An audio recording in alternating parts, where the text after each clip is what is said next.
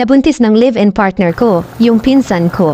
Hi, I'm Shea, 26 years old, may 2 baby. I'm an OFW dito sa Qatar. Yung tatay ng anak ko ay pinag-aral ko nung nag-abroad ako. Kasi sabi niya pag nakagraduate na siya, mas madali na lang sa kanya ang maghanap ng trabaho. Pero wala pa akong 3 buwan dito sa ibang bansa. May nagsusumbong na sa aking nabuntis ng partner ko yung pinsan ko. Siyempre, hindi ako naniwala kasi wala namang proof na pinapakita. Puro lang naman haka-haka. Then, nung nag 1 year na ako dito, may nag-send sa akin ng picture ng likod bahay namin. May mga sinampay na damit ng newborn baby. Nanginginig ako habang isa-isang tinitingnan yung mga pictures na pinasa. At sa panghuling picture ay ang mukha ng partner ko at yung pinsan ko kasama ang baby nila sa loob mismo ng bahay namin. Yung gamit nila, mga gamit na pinundar ko para sana sa amin ng partner ko at sa mga anak namin. Tapos, noong tinanong ko siya kung bakit niya nagawang magloko, kasalanan ko raw kasi wala na akong time sa kanya. May times kasing hindi ko na siya nakakausap kahit sa video.